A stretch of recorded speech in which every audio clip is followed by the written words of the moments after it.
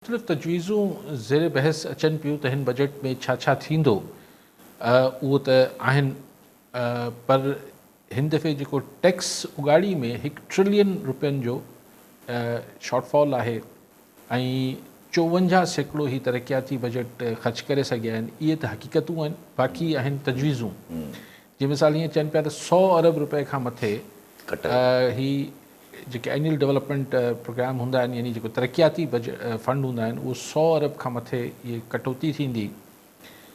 हाणे ॾिसो, ॻाल्हि इहा आहे त 100 अरब रुपया तरक़ियाती बजट सां ख़तमु थियण सां हिकिड़ो त जेके बि हू मनसूबा हूंदा जेके हाणे बंदि कया वेंदा या रद्द थींदा, उहो त पंहिंजी जाइ ते, जिन्हनि जो बि को रोड ठहिणो हूंदो, को पुल ठहिणी हूंदी, जेका बि हू तरक़ियाती कमु हूंदा, कॉलेज ठहिणो हूंदो, जेको बि मामलात हूंदा। लेकिन छा आहे त इहे 100 अरब रुपया मार्केट में जॾहिं तव्हां सरकार ख़र्च तरक़ियाती बजट रखे थी त हुन सां हिकिड़ी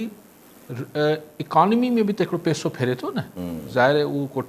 ठेकेदार ठेको वठंदो, पोइ को 4 मज़दूर रखंदो, पोइ सीमेंट जी बोरी विकिरो थींदी, पोइ टाइल थींदो,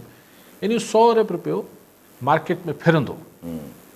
त उहो जॾहिं तव्हां पब्लिक फंड्स रोके छॾियो था त बेसिकली हुन सां बि त हिकिड़ी मईशत जो फीथो स्लो थिए थो न। हाणे हीअ जेका हिननि जी अजीबो ग़रीब न आहे, हुननि जो सबबु आहे, पर हीअ चवण त सही, अगरि तव्हां क्रेडिट कार्ड या डेबिट कार्ड सां पेट्रोल विझराईंदो त तव्हांखे इहो रेट मिलंदो, तव्हां हुन सां कैश में विझराईंदो तव्हांखे 3 रुपया फ़ी लीटर, या तजवीज़ आहे त हू वाधू तव्हांखे ॾियणा पवंदा। ॻाल्हि इहा आहे त इहो छा रीज़न आहे। जो रीज़न इहो आहे त असांजी जेका टैक्स उगाड़ींदड़ इदारा आहिनि, मुख़्तलिफ़ सबबनि जे करे, जंहिंमें एफिशिएंसी बि इशू आहे, करप्शन बि इशू आहे, ॿिया बि इशू आहिनि, हू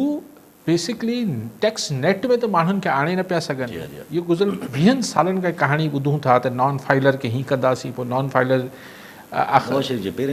नवाज़ त हुनखे टैक्स नेट में आणिजे, उहो आणे नथा सघनि। त पोइ हीअ जेका इनडायरेक्ट टैक्सेशन आहे, ऐं पेट्रोल हिकिड़ी अहिड़ी शइ आहे जेको हर कंहिंखे भराइणी आहे। मतिलबु सिधी पाण ख़ातून नथी भराए, तुंहिंजो मुड़ुसु भराए थो, भाउ भराए थो, हर कंहिंखे सिधी अणसिधी तरह टैक्स आहे। हाणे उतां वञी कनि पिया भई, त ॻाल्हि इहा आहे त तव्हां टैक्स नेट छो नथा वधायो। तव्हां चयो था त पघारदार तबिके खे त असीं को ख़ासि रिलीफ न ॾींदासीं, पर जे रिलीफ खपे त पोइ असीं जेके पेंशनर्स ऐं बेवा या माण्हुनि जिन जो गुज़र सफ़र आहे, जिन्हनि बैंक में मुख़्तलिफ़ बचत स्कीम्स में पैसा रखियल आहिनि, चयोसीं त 2% वधीक गेन टैक्स लॻाए छॾींदासीं। यानी हींअर बि तक़रीबन 20% आहे, पोइ 22% थी वेंदी आहे। न त पोइ पघारदार खे असीं रिलीफ न ॾींदासीं।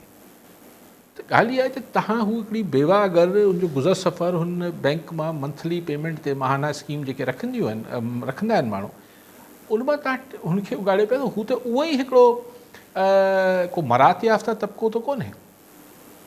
सो बेसिकली जेको टैक्स नेट न पिया वधाए सघनि, हीअ हुन जा मुतबादिल आहिनि सभु। पाकिस्तान में अगरि ईमानदारी सां टैक्स उगाड़ी थिए ऐं टैक्स नेट खे वधायो वञे, हाणे जेको टैक्स ॾिए पियो उहो ई मोल आहे, उनखे ई निपोड़ींदा वञनि था, उनजो ई गेन टैक्स वधाइनि था, एडवांस टैक्स बि वधाइनि था, वेल्थ टैक्स, सभु कुझु हुन ते वधे थो, छाकाणि त असांजी इकॉनमी डॉक्यूमेंटेड ई न आहे। हाणे मिसाल हीअ जेको चवनि था 3 रुपया वठंदा माण्हुनि खां, हाणे ज़ाहिर आहे हिकिड़ो मिसाल नंढो आबादगार आहे 20 एकड़ जो,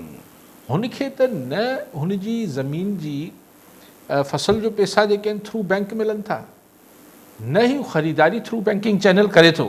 त हुनजो छा वञे डेबिट कार्ड सां ऐं क्रेडिट कार्ड सां। जी अच्छा,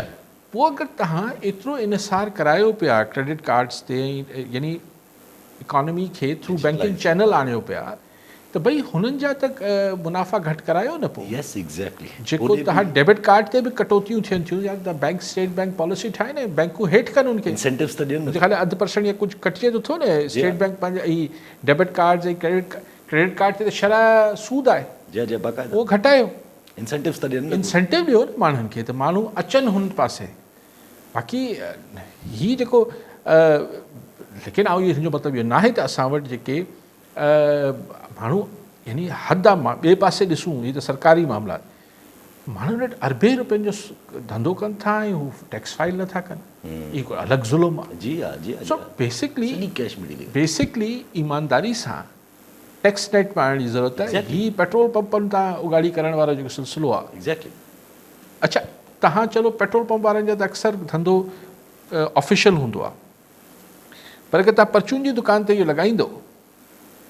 त तव्हांखे ख़बर कीअं पवंदी त हुन अटो कैश आयो की तव्हां हू त ख़ुदि हिकिड़ो हिकिड़ी ख़ाम ख़्याली वधीक आहे माण्हुनि खे बेज़ार करणु वधीक आहिनि जी हा जी हा जी पहिरीं चयूं त बजट में को रिलीफ असांखे हा एग्रीकल्चर में असां उनजो सिधो जवाबु आहे न सजनाणी साहिबु अहिड़ो को मुख्य त असुलु न आहे टैक्स लॻाइण जी ॻाल्हियूं थी हलनि त उहो त ज़ाहिर एग्रीकल्चर ते इनकम टैक्स लॻी वियो आहे न उहो त प्रोविंशियल टैक्स थींदो न न मां चयो हे वधाइण ते हिनजे टैक्स वधाइण ते भाण ऐं हिननि सभिनी हा उन ते हा ही एग्रीकल्चर जी शयुनि ते ज़रा ज़रूरी शयुनि ते टैक्स वधाइण जी ॻाल्हि पई थिए सही रिलीफ त नथो मिले